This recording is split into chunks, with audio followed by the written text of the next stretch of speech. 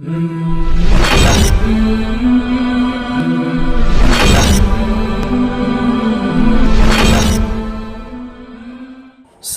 அலைக்கும் வரஹ்மத்துல்லாஹி வபரகாத்துஹ். நம்முடைய வாழ்க்கையில் ஏதாவது ஒரு காரியத்தை நம்ம செய்வதற்காக வேண்டி முயற்சி செய்கிறோம். உதாரணமாக ஒரு வியாபாரம் தொடங்கலாம் அப்படின்னு நினைக்கும் பொழுது இந்த வியாபாரத்தை ஆரம்பிக்கிறதா அல்லது வேறு ஏதாவது வியாபாரம் செய்கிறதா ஒரே மனக்குழப்பமாக இருக்குது. அதே போல் +2 முடித்த நம்முடைய பிள்ளைகள் எந்த ஸ்கோர்ஸ் எடுத்து படிக்கலாம் அப்படிங்கிற விஷயத்துலேயும் நமக்கு மனக்குழப்பமாக இருக்குது. ஒவ்வொரு விஷயத்திலுமே ஒரு தீர்க்கமான ஒரு முடிவெடுக்கக்கூடிய விஷயத்தில் நமக்கு மனக்குழப்பம் இருக்குதுன்னு சொன்னால் இந்த நேரங்களில் நம்ம செய்ய வேண்டிய ஒன்று தான் இஸ்திகாரா தொழுகை. இது அல்லாஹின் தூதர் ஸல்லல்லாஹு அலைஹி வஸல்லம் அன்னவர்கள் நமக்கு காட்டி தந்த ஒரு அற்புதமான ஒரு தொழுகை. இதை எப்படி செய்வது? அழகான முறையில், சுன்னத்தான முறையில் நம்ம ஒழு செய்து கொள்ளணும்.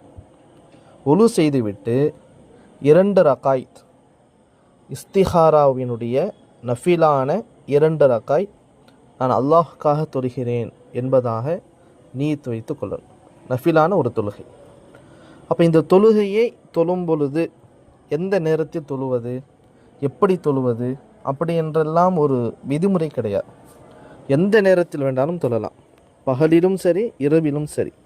இந்த 2 இடங்களில், இந்த 2 நேரங்களில் நம்ம எந்த நேரத்தில் வேண்டாலும் தொழலாம். குறிப்பிட்ட ஒரு நேரம் கிடையாது. சூரிய உதயம், சூரியன் நடுவானத்திற்கு வரக்கூடிய அந்த நேரம், சூரியன் மறைவு, இந்த 3 நேரங்கள் தான் பொதுவாக நஃபிலாக இருந்தாலும் சரி, ஃபர்லாக இருந்தாலும் சரி, கலாவுடைய தொழுகையாக இருந்தாலும் சரி தொழக்கூடாது. மற்ற எல்லா தொழுகைகளையுமே இந்த 3 நேரம் அல்லாமல் நஃபிலான தொழுகைகளை தாராளமாக தொழலாம். அப்போது அழகான முறையில் நம்ம ஒழு செய்துவிட்டு நஃபிலான இஸ்திகாராவுடைய தொழுகை, நஃபிலான 2 ரகாய் அல்லாஹுக்காக தொழுகிறேன் என்று தக்பீர் கட்டி முதல் ரகாயத்திலே அல்ஹம்து சூராவையும், அல்ஹம்து சூராவிற்கு பிறகு துணை சூறாவாக குல் யா ஐயுஹல் காஃபிரூன் என்ற சூறாவை ஓதிக்கொள்வது. 2வது ரகாயத்தில் அல்ஹம்து சூரா ஓதிவிட்டு துணை சூறாவாக குல்ஹுல்லா சூறாவை ஓதிக்கொள்வது. இவைகளை ஓதிவிட்டு சலாம் கொடுத்து விட்டு, அத்தியாயத்தை எல்லாம் ஓதி சலாம் கொடுத்து விட்டு, இப்போ அல்லாஹ் இடத்திலே நாம் மனமுருகி துஆ செய்ய வேண்டும். எப்படி துஆ கேட்பது? அல்லாஹின் தூதர் ஸல்லல்லாஹு அலைஹி வஸல்லம் அன்னவர்கள் நமக்கு கற்று தந்திருக்கின்றார்கள். இந்த இஸ்திகாராவுடைய துஆவை நாம் கேட்க வேண்டும்.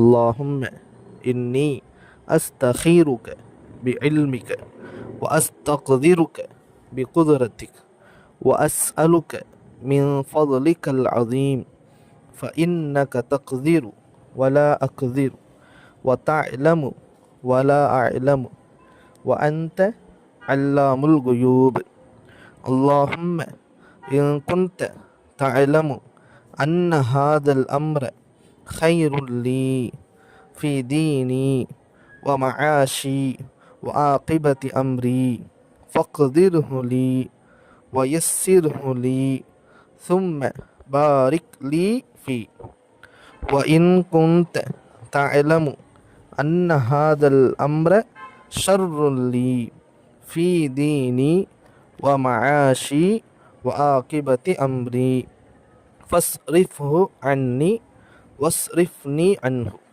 واقدر لي الخير حيث كان ثم أرضني به.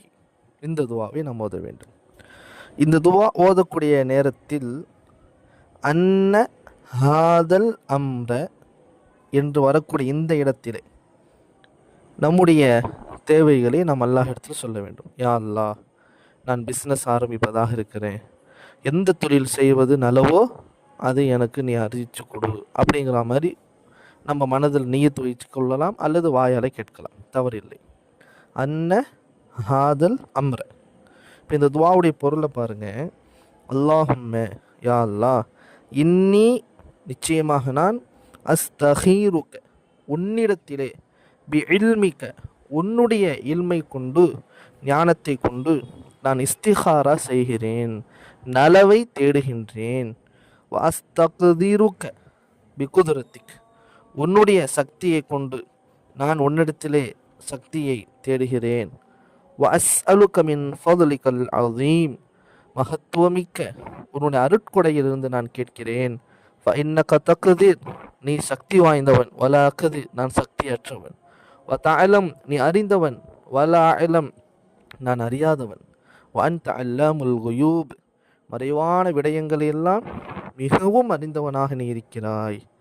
அல்லாஹும்ம யா அல்லாஹ் இன் குன்த தஅலமு நீ அறிபவனாக இருந்தால் அன்னஹாதல் அம்ர இந்த காரியம், நான் பிஎஸ்சி படிப்பதா, பிகாம் படிப்பதா, அல்லது இப்பொழுது வீடு கட்டுவதா, அல்லது அடுத்தது வீடு கட்டுவதா, அல்லது துபைக்கு போவதா, கத்தருக்கு போவதா, இந்த காரியங்களை எல்லாம் நீ அறிவனாக இருந்தால் ஹைருல்லி இது எனக்கு நலவானது தான். ஃபீ தீனி என்னுடைய மார்க்க விஷயத்திலும், வ மஆஷி என்னுடைய வாழ்க்கையுடைய விடயத்திலும், வ ஆகிபத்தி அம்ரி என் காரியங்களின் முடிவிலும் இவைகளெல்லாம் எனக்கு நலவானவை, நான் எங்கு செல்ல வேண்டும் என்பதை நீ அறிந்திருக்கிறாய் என்று நீ அறிந்திருந்தால் ஃபக்திர்ஹுலி அதை எனக்கு லேசாக்கக்கூடிய அல்லாஹ், அதை எனக்கு வசப்படுத்தக்கூடிய அல்லாஹ், வயஸ்ஸிர்ஹுலி அதை எனக்கு இலகுவாக்கக்கூடிய அல்லாஹ், சும்ம பாரிக் லிஃபி அதில் எனக்கு நீ வரக்க செய்ய அல்லாஹ், வ இன் குன்த தஅலமு நான் செய்யக்கூடிய இந்த காரியம், அன்ன ஹாதல் அம்ர இந்த காரியம், ஷர்ருல்லி எனக்கு கேடு விளைவிக்கும், ஃபீதீனி என் மார்க்க விஷயத்திலும், வ மஆசி என் வாழ்க்கையிலும், வ ஆகிபத்தி அம்ரி என் முடிவின் காரியத்திலும் எனக்கு தீங்கு விளைவிக்கும் என்று நீ அறிந்திருந்தால் ஃபஸ்ரிஃபு அன்னி என்னை விட்டும் அதை நீ தூரமாக்கிவிடு, வஸ்ரிஃப்னி அன்ஹு என்னையும் அதை விட்டு தூரமாக்கிவிடு, வக்திர்லி அல் ஹைர் நலமான விடயங்களை எனக்கு தக்தீரில் அமைத்து கொடு, ஹைசு கான அது எங்கிருந்தாலும், சும்ம பிறகு அருது நீபி அதை கொண்டு என்னை போதுமாக்கிவிடு, பொருந்தி கொள்ள செய்து விடியா அல்லாஹ் என்ற இந்த துஆவை நாம் கேட்போம்.